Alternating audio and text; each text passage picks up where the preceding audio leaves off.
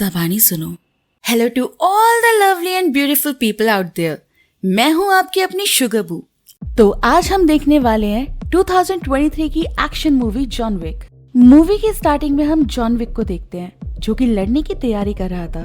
तभी उसके पास एक आदमी आता है जो कि जॉन का दोस्त था। वो उसके लिए एक बुलेट प्रूफ सूट लेके आया था और साथ ही जॉन से ये भी कहता है तुम्हें अपनी तैयारी अच्छी करनी होगी क्योंकि तुम्हें हाई टेबल के साथ मुकाबला करना है। हाई टेबल एक बहुत बड़ा माफिया ग्रुप था जिनके लिए जॉन पहले काम किया करता था, पर जब से जॉन ने उनके साथ काम करना छोड़ा था तब से वो लोग उसके दुश्मन बन गए थे। ये सारी तैयारी जॉन उन्हीं के लिए कर रहा था। इसके बाद हमें रेगिस्तान का सीन दिखाया जाता है जहाँ घोड़े पे सवार जॉन किंग के गार्ड्स को गोलियां मार रहा था। वो उन पर बुरी तरह गोलियां चला रहा था और वो लोग उससे बच के भाग रहे थे, मगर जॉन उन सबको मार देता है। उसके बाद वो किंग के पास जाता है और किंग उसे कहता है मैं जानता हूँ जॉन तुम्हारे इरादे ठीक नहीं है, तुम हाई टेबल को खत्म करना चाहते हो, पर एक चीज ध्यान रखना, ये सब खत्म होने के बाद तुम्हारी बर्बादी शुरू हो जाएगी और अगर तुम मुझे मारना चाहते हो तो ये भी सोच लो कि मेरे मरते के साथ दूसरे यहाँ पे आ जाएंगे और ये खेल यहाँ चलता ही रहेगा।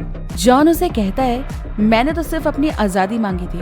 किंग उसे जवाब देता है अगर तुम ये सोचते हो कि मुझे मार के तुम्हें आजादी मिल जाएगी तो ये तुम्हारी बहुत बड़ी भूल है, तुम्हें सिर्फ मौत मिलेगी। मगर जॉन उस किंग की कोई बात नहीं सुनता और उसके सर पर गोली मार के उसे मार देता है। इसके बाद सीन चेंज होता है न्यूयॉर्क में जहाँ पर हम एक होटल देखते हैं। उस होटल के मैनेजर के पास एक आदमी आता है जिसकी एक उंगली कटी हुई थी। वो आदमी हाई टेबल से एक इम्पोर्टेंट मैसेज लेके आया था। मैनेजर उसे अपने ओनर विंस्टन के पास लेके जाता है। वो आदमी विंस्टन के सामने आर ग्लास रखता है और कहता है कि हमारे किंग के मरने के बाद सब कुछ हमारे बॉस मार्कस का है, वो जल्दी ही तुमसे मिलना चाहते हैं। विंस्टन अपने मैनेजर के साथ मार्कस से मिलने एक बहुत बड़ी बिल्डिंग में जाता है। यहाँ पर मार्कस ने विंस्टन को इसलिए बुलाया था क्योंकि बहुत वक्त पहले उसने जॉन को उसे मारने के लिए कहा था। वो पूछता है मैंने तो तुम्हें जॉन को मारने के लिए कहा था, तो वो अभी तक जिंदा कैसे है? विंस्टन कहता है पता नहीं, पर मैंने तो उसे मार दिया था। मार्कस कहता है हाँ वो अभी तक जिंदा है क्योंकि उसने हमारे किंग को मार दिया है और अब वो हमारे और हाई टेबल के लोगों के पीछे है। तुमने हमारे साथ धोखा किया है और इसकी सजा तुम्हें जरूर मिलेगी। इतना कहकर उस घड़ी में जैसे ही वक्त पूरा होता है जो मार्कस ने होटल में अपने आदमी के हाथ भिजवाई थी, होटल में एक बहुत बड़ा ब्लास्ट होता है। विंस्टन का पूरा होटल बर्बाद हो जाता है, मगर मार्कस का गुस्सा अभी भी ठंडा नहीं हुआ था। वो विंस्टन के मैनेजर पर भी गोली चलाकर उसे मार देता है। आगे इस कहानी में हम एक लड़की को देखते हैं जो कि वायलिन बजा रही थी। उसके पास उसके डैड भी बैठे हुए थे जिनका नाम केन था। उनकी आंखें खराब थी, वो ठीक तरह से कुछ भी देख नहीं पाते थे। केन को भी मार्कस से मिलने का मैसेज मिला था क्योंकि वो भी पहले हाई टेबल के लिए काम किया करते थे। वो जब मार्कस से मिलने जाता है तो वो उसे कहता है मैं जानता हूँ कि तुम हमारे सबसे अच्छे किलर हो जो कि किसी को भी चालाकी से मार सकते हो। सब बातें सुनकर केन उसे कहता है हाँ मैं जानता हूँ, पर वो काम मैं कब का छोड़ चुका हूँ। मार्कस उसे कहता है सोच लो, अगर अपनी बेटी की जान बचाना चाहते हो तो तुम्हें हमारे लिए ये काम करना होगा। एक आदमी को मारना है तुम्हें। अब केन को उस आदमी का नाम दिखता है जो कि कोई और नहीं बल्कि जॉन विक था। यहाँ पर हमें ये भी पता चलता है कि जॉन और केन बहुत अच्छे दोस्त हुआ करते थे। केन को अपनी बेटी की जान बचाने के लिए उसकी बात माननी पड़ती है। यहाँ से वापस सीन चेंज होता है होटल पे। इस होटल की एक खास बात थी कि यहाँ पे रहने वाला कोई भी इंसान यहाँ लड़ाई झगड़ा नहीं कर सकता था। होटल के मालिक की बेटी उसको सारी डिटेल्स बता रही थी। तभी उनके पास जॉन आता है। ओनर की बेटी कहती है डैड इसको तो माफिया के लोग ढूंढ रहे हैं और वो इसका पीछा करते हुए यहाँ पर भी आ सकते हैं। पर होटल का ओनर कहता है नहीं ये मेरा दोस्त है और इसकी हिफाजत करना मेरा फर्ज है, मैं उन गुंडों से इसे जरूर बचाऊंगा। तभी होटल में मार्कस के गुंडे आते हैं और ओनर से कहते हैं हमें खबर मिली है कि तुम जॉन की हेल्प कर रहे हो, अगर वो यहाँ पर है तो उसे हमारे हवाले कर दो। मगर होटल का ओनर कहता है नहीं वो यहाँ पर नहीं है, अगर आप तलाशी लेना चाहते हैं तो आप ले सकते हैं। पर वो लोग तो यहाँ सारी तैयारी के साथ आए थे। मार्कस के आदमी अपने हथियार निकाल के होटल के मालिक पर हमला कर देते हैं और तभी होटल का मालिक भी अपने आदमियों को बुला लेता है और फिर वहाँ होती है एक जबरदस्त लड़ाई। होटल के ओनर की टीम के लोग बहुत ही बहादुरी से उनका मुकाबला कर रहे थे। इनमें से कई लोग तलवारबाज थे और कई तीर चलाने में एक्सपर्ट, कोई तो शार्प शूटर भी था। ओनर की बेटी भी उनके साथ लड़ रही थी। उन सबके बीच में बहुत खतरनाक लड़ाई हो रही थी। इसी बीच वहाँ पे जॉन भी आ जाता है। उसने आकर अपनी गन से मार्कस के सभी गुंडों को मार दिया था। मार्कस का आदमी जब ये देखता है कि वो हारने वाला है तो वो वहाँ पे मदद के लिए केन को भी बुलाता है। होटल में केन भी आ जाता है, जो कि आंखों से तो अंधा था, पर उसके पास लड़ाई करने के बहुत से हथियार थे जो उसके खुद के बनाए हुए थे। जैसे कि उसके पास एक स्टिक थी, कोई भी उसके पास आता था तो वो वाइब्रेट होती थी। तभी वहाँ पे जॉन आ जाता है, जिसका केन को फौरन पता चल जाता है। वो उसे मारने ही वाला था। इससे पहले केन जॉन को मारता, यहाँ पर एक लालची आदमी आ जाता है जो जॉन के पीछे था, क्योंकि जॉन के ऊपर मार्कस ने उसे मारने का बहुत बड़ा नाम रखा था। वो आदमी उसे केन से बचा लेता है, पर अगर वो चाहता वो खुद जॉन को मार सकता था, मगर वो इंतजार कर रहा था कि जब इनाम बढ़ेगा तभी वो जॉन को मारेगा। उधर होटल का ओनर और उसकी बेटी जब गुंडों से बचकर भाग रहे थे तो केन उन्हें रोक लेता है। होटल का मालिक उसे कहता है, तुम कैसे भूल गए, एक वक्त ऐसा होता था जब तुम, मैं और जॉन बहुत अच्छे दोस्त थे। उस पर वो जवाब देता है कि प्लीज मुझे माफ कर दो, पर मुझे ऐसा करना होगा क्योंकि मेरी बेटी की जान खतरे में है। इतना कहकर वो उसे मार देता है। ओनर की बेटी वहाँ से अपनी जान बचाकर भाग गई थी। दोबारा से हम विंस्टन को देखते हैं, जो अपने खंडर बने होटल को देख रहा था। वहाँ पर जॉन का दोस्त भी आ जाता है, जिसको हमने मूवी की स्टार्टिंग में देखा था। मार्कस ने सब कुछ खत्म कर दिया था, इसलिए ये सब लोग मिलकर अब मार्कस के दुश्मन हो गए थे। उधर दूसरी तरफ मार्कस से मिलने वही आदमी जाता है जो जॉन को मारना चाहता था। उसके पास केन भी बैठा था। जब मार्कस का आदमी उसे बुलाने आता है तो केन उस आदमी से कहता है, मार्कस से कोई भी डील करने से पहले बहुत अच्छी तरह से सोच लेना। जब वो आदमी मार्कस से मिलने जाता है तो वो उससे पूछता है कि तुम कौन हो। वो कहता है, मेरा कोई नाम नहीं है, बस जॉन के बारे में जानता हूँ, मुझे उसको मारने के लिए $25 मिलियन चाहिए।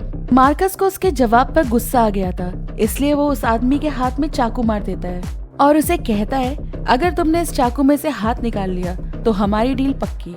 वो लालची आदमी इस चांस को गंवाना नहीं चाहता था। इतना सुनकर वो आदमी चाकू को नहीं बल्कि अपने हाथ को चाकू से अलग कर लेता है। उसके हाथ से बहुत खून आ रहा था, मगर यहाँ पर मार्कस के साथ उसकी डील पक्की हो जाती है। उधर विंस्टन अपने मैनेजर की ग्रेव पर जाता है, जिसको मार्कस ने मार दिया था। वहाँ पर जॉन भी आ गया था। जॉन कहता है, मुझे आपके होटल के बारे में पता चला, मैं बहुत शर्मिंदा हूँ। सब कुछ आपके साथ मेरी वजह से हुआ है, क्योंकि आपने मार्कस के कहने के बावजूद मुझे जिंदा छोड़ दिया था, पर मैं जल्दी सब कुछ खत्म कर दूंगा।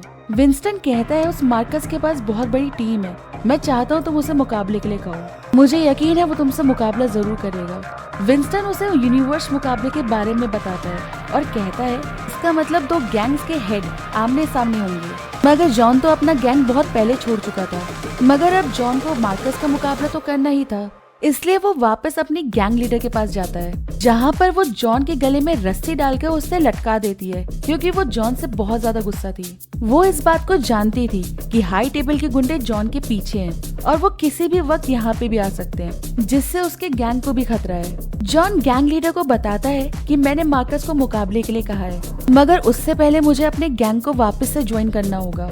उसकी लीडर कहती है, ठीक है, पर मैं एक ही शर्त पे तुम्हें वापस आने का मौका दे सकती हूँ, अगर तुम उस आदमी को मार दो जिसने मेरे डैड का कत्ल किया था। अब जॉन उस कातिल को मारने के लिए निकल गया था। वहीं हमें उस कातिल को दिखाते हैं जो बैठा ताश के पत्तों से खेल रहा था। उसके पास केन और वो लालची आदमी भी बैठा हुआ था। वो दोनों जानते थे कि इस आदमी के पास जॉन जरूर आएगा। जब वहाँ पर जॉन आता है तो वो कातिल उससे कहता है, क्या बात है जॉन, इतने सारे तुम्हारे दुश्मन है, तुम्हें ये आदमी भी मारना चाहता है, तुम्हें केन भी मारना चाहता है, और तो और तुम्हें मैं भी मारना चाहता हूँ। चलो पहले एक गेम खेलते हैं।